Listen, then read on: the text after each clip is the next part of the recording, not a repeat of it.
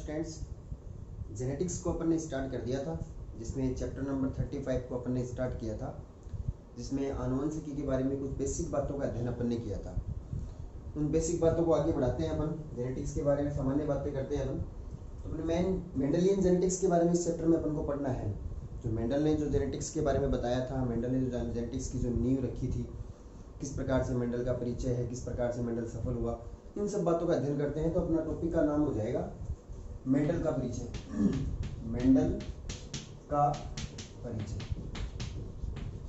इसके जन्म से संबंधित बात करते हैं, कैसे इसने मटर के पादप पर काम किया, कैसे ये सफल हो पाया, असफलता कहाँ पर मिली थी, सफल हुआ फिर भी इसको जीते जी प्रसिद्धि क्यों नहीं मिली अपने जीवन काल में, बहुत सारे कारण हैं, उनके बारे में अपन अध्ययन करते हैं। तो देखो मेंडल का जीवन परिचय, एक बात मैं आपको बताऊं, नोट्स मैंने आपको भेज दिए हैं, पूरे के पूरे चैप्टर की नोट्स की पीडीएफ आपको भेज दी है।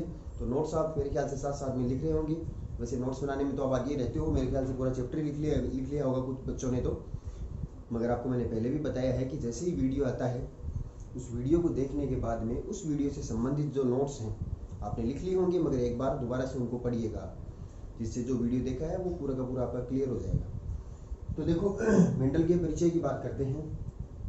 तो सबसे पहले मेंडल का जन्म, मेंडल की जन्म की बात करते हैं तो 22 जुलाई 1822, ये बोर्ड के ऊपर नहीं लिख रहा हूँ मैं क्योंकि आपके नोट्स में सब लिखा हुआ है, हिस्टोरिकल इवेंट है और बोल करके बराबरली आपको बता रहा हूँ। 22 जुलाई 1822 को मेंडल का जन्म हुआ था मोराविया नामक गांव में। देखो अपनी राजस्थान बोर्ड की इस बार वाली बुक है, उसमें मोराविया नाम दिया हुआ है, मगर अकॉर्डिंग टू एनसीईआरटी के सिलेबस के अंदर इसको सिलीसिया नाम दिया था, यानी इस गांव के ही दो नाम दिए हुए हैं। एनसीईआरटी में सिलीसिया, जब आप नीट की तैयारी करोगे तो सिलीसिया गांव आएगा, यहाँ पर अपनी बुक में मोराविया गांव दिया हुआ है। 22 जुलाई 1822 को मोराविया नामक गांव के अंदर मेंडल का जन्म हुआ, एक साधारण माली परिवार के अंदर। जो कहाँ स्थित है मोराविया गांव?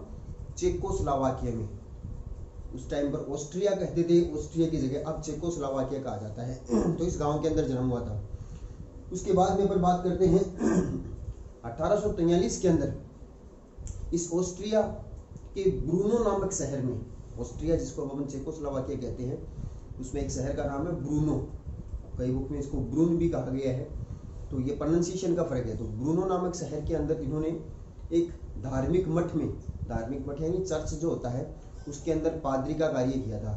अब चर्च के अंदर पादरी का कार्य, जैसे अपने मंदिरों में जो पुजारी बनते हैं वैसे चर्च के अंदर पादरी होते हैं, प्रिस्ट बोलते हैं। तो 1843 में उन्होंने उस चर्च के अंदर पादरी का कार्य भी किया था।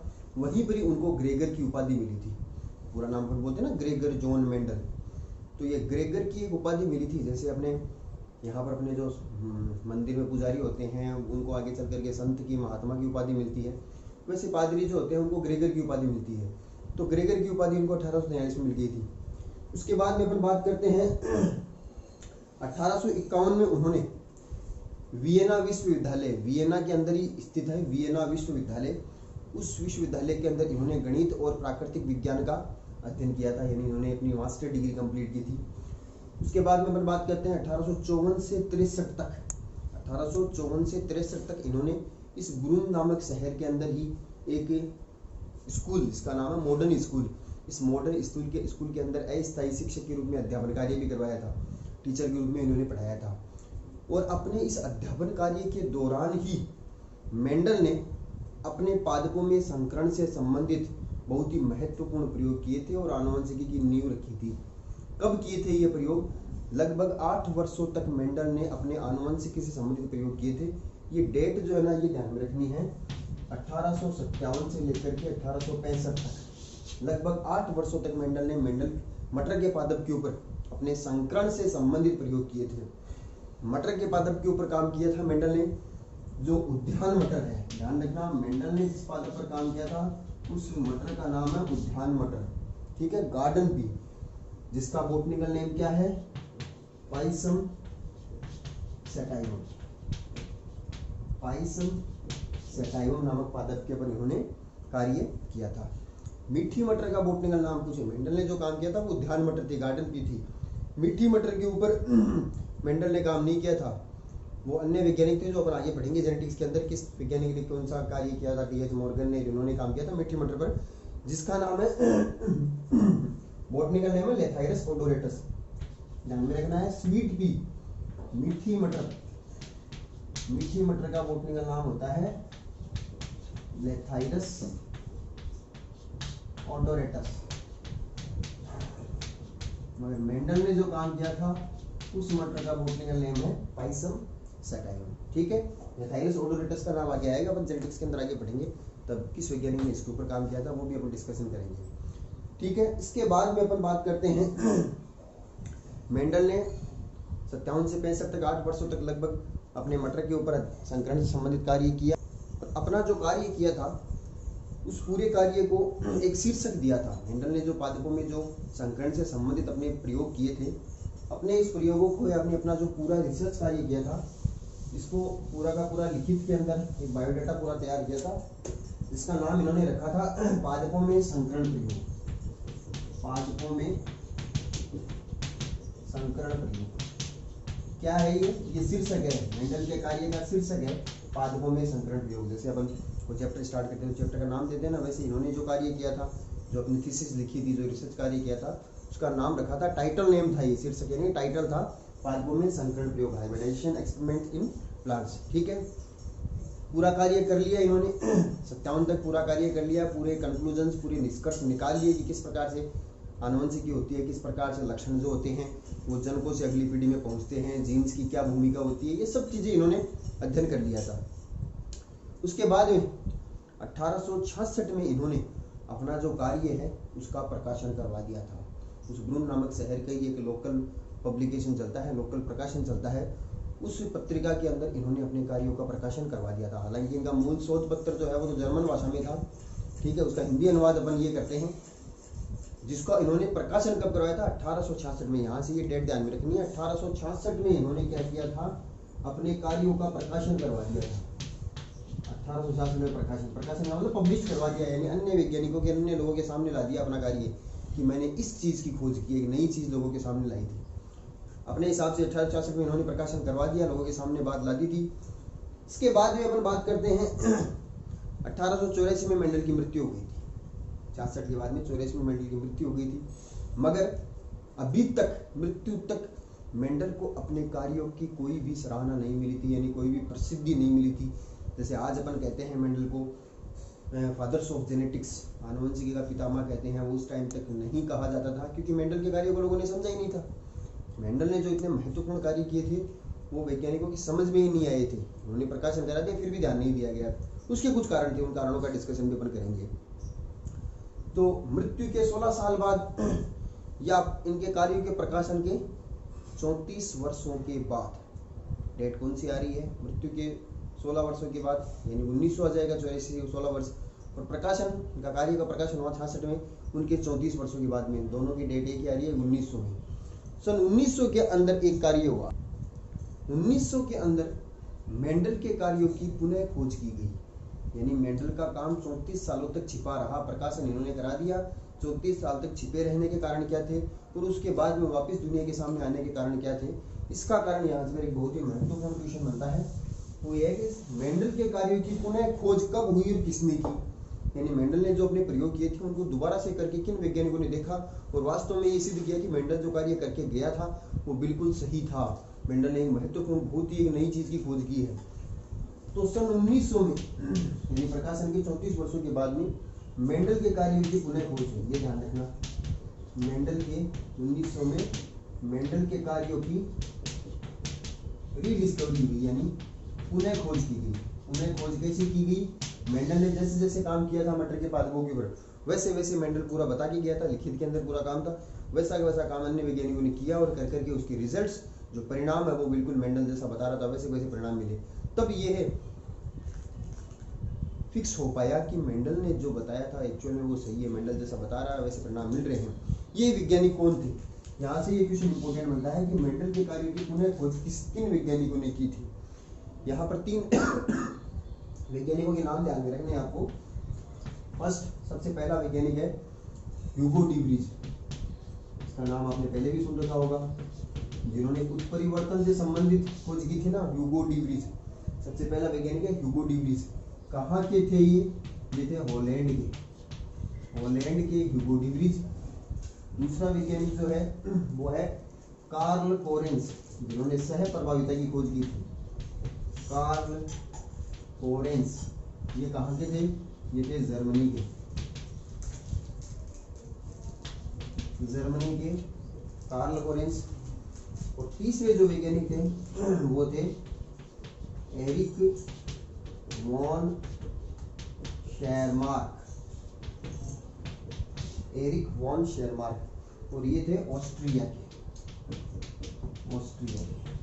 तीन अलग अलग देशों के तीन वैज्ञानिक आए और सन 1900 में मेंडल के कार्यों की पुनः खोज की।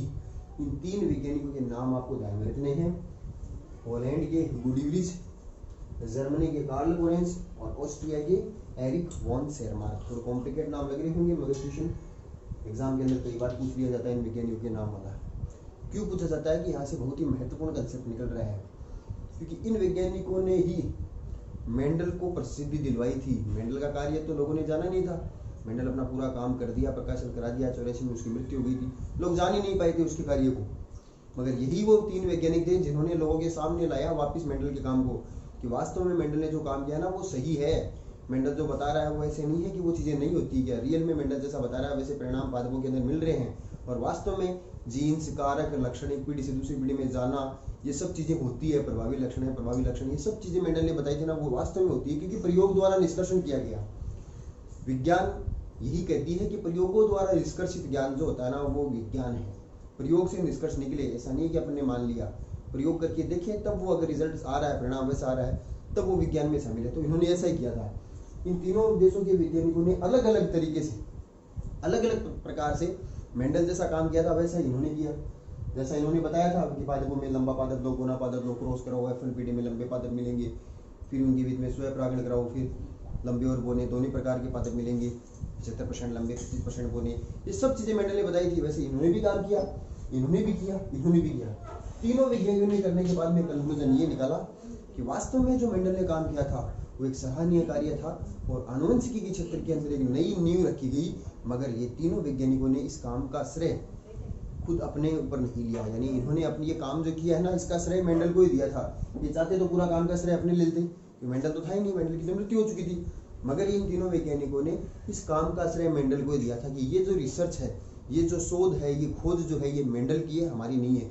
हमने तो सिर्फ इसको दोबारा से करके देखा है, लोगों के सामने लाया है। फिर उसके बाद में मेंडल के काम का लोगों को, वैज्ञानिकों पे ध्यान गया, लोग समझे इसको काम को। फिर उसके बाद में ही मेंडल को आनुवंशिकी के क्षेत्र में इतनी बड़ी प्रसिद्धि मिलेगी, उसको फादर्स ऑफ जेनेटिक्स कहा गया। बात समझ में आ गई? तो ये तीन वैज्ञानिकों के नाम आपको ध्यान में रखने हैं। अब देखो, हालांकि सिलेबस में नहीं है, अपनी किताब में नहीं दिया, और फिर भी आपको मैं एडिशनल बता देता हूँ कि क्वेश्चन माइंड में बन जाता है कि ऐसा क्या कारण रहा होगा कि मेंडल के कार्यों को लोग समझ नहीं पाए थे। 1900 में तो समझ गए थे, मगर इससे पहले यानी 1866 में जब प्रकाशन करवा दिया, तो उसके प्रकाशन के बाद में वैज्ञानिकों ने, लोगों ने उसके काम को समझा नहीं था। क्यों नहीं ध्यान दिया था, यानी इसको जीते जी प्रसिद्धि क्यों नहीं मिली थी, उसकी मृत्यु के बाद में उसको प्रसिद्धि क्यों मिली थी, तो उसके कुछ कारण थे। देखो, नंबर 1, मेंडल ने अपने कार्यों के अंदर गणित और सांख्यिकी का बहुत उपयोग किया था। जेनेटिक्स के अंदर मैथमेटिक्स भी शामिल है। गणित और सांख्यिकी का उपयोग किया था, जो वास्तव में एक जटिल विषय था। उस टाइम पर वैज्ञानिकों के लिए बहुत एक जटिल सब्जेक्ट था। गणित और सांख्यिकी का नॉलेज लोगों को बहुत कम था, इसलिए इसके कार्यों को लोग या वैज्ञानिक समझ ही नहीं पाए थे ज़्यादा। एक्चुअल में ये है क्या, मेंडल जो काम बता रहा था वो उनके समय से परे का काम था, यानी उनके टाइम से आगे का काम था वो, तो लोग समझ नहीं पाए थे। अब किसी चीज़ को अगर अपन समझ नहीं पाते हैं तो अपन उसको अवॉइड ही करते हैं कि जाने दो। तो इस प्रकार से एक तो नंबर 1 कारण ये रहा था कि समय से आगे का काम था। नंबर 2 कारण, मेंडल जिस समय पर ये काम कर रहा था, आनुवंशिकी के संबंध में प्रयोग कर रहा था, लोगों के सामने नई चीज़ें ला रहा था, उसी समय पर डार्विन जो है वो भी एक खोज कर रहा था। डार्विन ने इवोल्यूशन, उद्विकास जो है उसके क्षेत्र के अंदर बहुत सारे अपने प्रयोग भी किए थे, बहुत सारे रिसर्च किए थे। और डार्विन ने एक पुस्तक भी लिखी थी जिसका नाम था ओरिजिन ऑफ स्पीसीज, जाति की उत्पत्ति, यानी नई जातियाँ कैसे उत्पन्न होती है। इवोल्यूशन वाले चैप्टर के अंदर 11वीं क्लास में आपने पढ़ा था, उद्विकास वाले चैप्टर के अंदर, कि डार्विन का क्या योगदान है। प्राकृतिक वर्ण का सिद्धांत दिया था ना डार्विन ने, और जाति की उत्पत्ति, ओरिजिन ऑफ स्पीसीज नामक एक पुस्तक भी लिखी थी। तो विकास के बारे में लोग वैज्ञानिकों को बता रहा था। दोनों में कंपेयर करते हैं, आनुवंशिकी से संबंधित कार्य और जो डार्विन कर रहा था वो कार्य, दोनों में फर्क ये था कि डार्विन वाला कार्य बहुत ही एट्रैक्टिव था, बहुत ही इजी सब्जेक्ट था, लोगों के समझ में आ रहा था। तो बहुत सारे बड़े वैज्ञानिकों और लोगों का ध्यान जो है वो डार्विन की तरफ डाइवर्ट हो गया। डार्विन वाला काम समझ में आ रहा था, मेंडल की तरफ ध्यान गया ही नहीं। ये भी एक कारण रहा था कि लोग समझे नहीं थे। नंबर 3 कारण, मेंडल ने जो कार्य किया था उस कार्य का प्रकाशन इन्होंने उस शहर की एक लोकल पब्लिकेशन है उसके अंदर पब्लिश करवाया था। प्रकाशन लोकल पब्लिकेशन में करवाया था। संचार मीडिया का अभाव था उस समय पर, इंटरनेट वगैरह ये सब चीज़ें थी नहीं।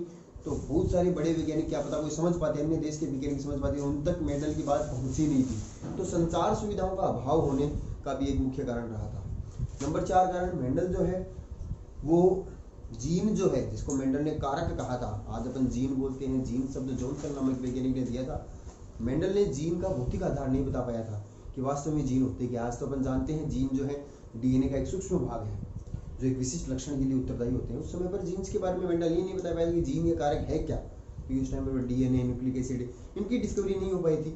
तो कहाँ से बता पाया था? उसने ये बताया कि कुछ चीज़ होती है, इसका नाम कारक दिया, और वो कारक जो होते हैं अगली पीढ़ी में लक्षणों को लेकर के जाते हैं। तो बेस नहीं बता पाया था, आधार कोई चीज़ का नहीं बता पाया था। इसलिए भी वैज्ञानिकों ने ये सोचा कि जब ये चीज़ नहीं बता पाए कि व्हाट इज फैक्टर, कारक क्या है, तो आगे का काम क्या समझ में आएगा। तो ये कुछ कारण रहे थे मेंडल के जीते जी प्रसिद्धि नहीं मिलने की। उसके बाद में लोगों ने इसके काम को समझा और मेंडल को इसमें कार्य की सराहना मिली थी। ठीक है, इसके बाद में अपन पढ़ेंगे मेंडल ने अपने प्रयोगों में मटर के पादप को क्यों चुना। अच्छा क्वेश्चन बनता है यहाँ पर, ये एक अपने सिलेबस के अंदर इंक्लूड है, क्योंकि हिस्टोरिकल इवेंट में बता रहा हूँ तो मैं आपको पूरी कहानी बता रहा हूँ। हो सकता है किताब में नोट्स में आपको कम चीज़ें मिले, मैं आपको पूरा बता रहा हूँ मेंडल का जीवन परिचय के बारे में। तो मेंडल ने अपने प्रयोगों में मटर के पादप को यानी पाइसम चटाइयों को ही क्यों चयन किया, अन्य पादप को क्यों नहीं लिया, इसके कुछ 4-5 कारण हैं, वो अपन अगले वीडियो के अंदर देखेंगे। ठीक है, थैंक यू।